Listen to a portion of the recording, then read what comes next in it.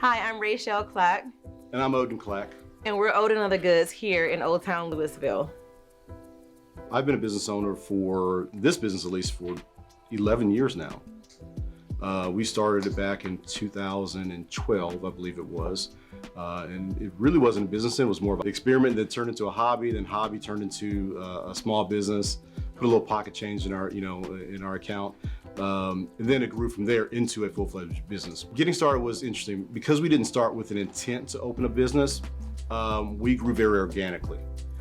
I think if we had planned this out from the beginning, things may have been a little different, but because we didn't, we kind of just flowed into what we were doing. I think it started when Instagram was still fairly new. Very new. And he posted a picture of something that he did, and someone said, "Oh, I really like that. Make me one, I'll pay you for it." And then fast forward a couple of years and you have a full-on workshop and 2 retail stores and a thriving online business. It's still surreal. This is a space in which there aren't a lot of folks that look like me or us. Mm-hmm. When I walk into an event and I say I'm the leather guy, they're like, you look and feel out of place.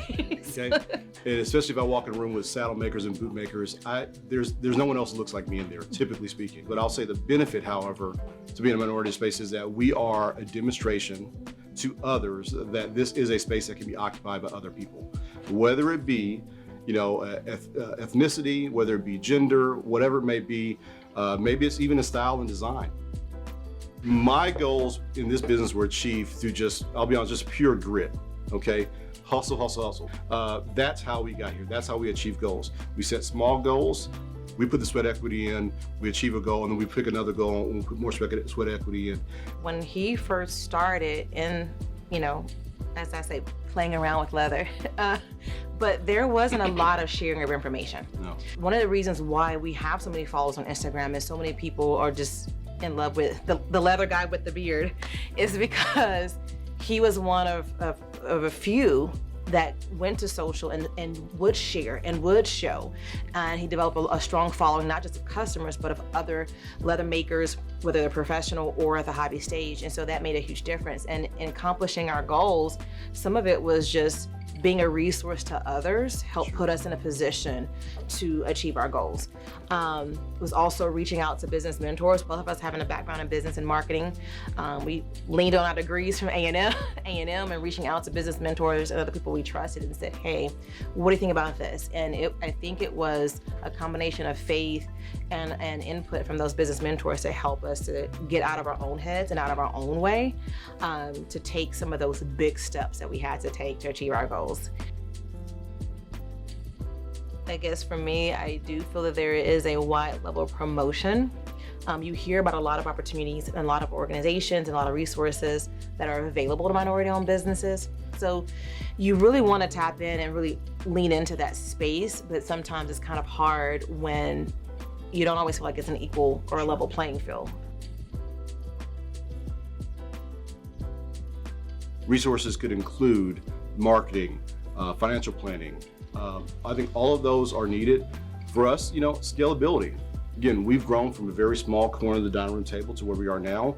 We are always thinking, okay, what is the next level for us and how do you get there? That's that financial piece that I think small business owners like us could really need to use help with. So why Lewisville? For me, it was location. It was location in 2 different areas. One, it's close to home. Remember, I started this business in my dining room table. I love being home. I love having my kids and my wife close to me, especially when I was spending many hours in the evenings outside. It was nice to be home. As we've grown, we wanted to keep our business close to home where we can have quick access. I spent a lot of hours here, a lot of time here. We want to be surrounded in a space that inspires us. Old Town Lewisville specifically does that. When you drive through, you get a vibe. Remember when I first drove through here, I was like, that's the building I want to be in. I love the drive up front. I love the windows here. I love the other small businesses in the area. I believe that we fit in well here. And the other businesses around here fit in well also, and we all thrive with each other. Now, on top of that, if I was going to encourage anyone else coming to the area, I would share this with them. It is a thriving community. We have locals stop by on a regular basis. We have city officials stop by on a regular basis. And I think now, knowing all these things, I would happily share that with any other business aspiring to come to the area. This is a great community for being a small business. it's encouraging because you find that sense of community, and I think that it's somewhat unique to the vibe here in Old Town Lewisville. Old Town Lewisville, as well as Lewisville as a whole, I think is really trying to create a space that gets people out and about, that gets people to be proud of their areas, to get people to say, hey, I really appreciate Lewisville. I like Lewisville. Lewisville does so much for me and my family. And it's giving us the opportunity to say, we are part of that community as well.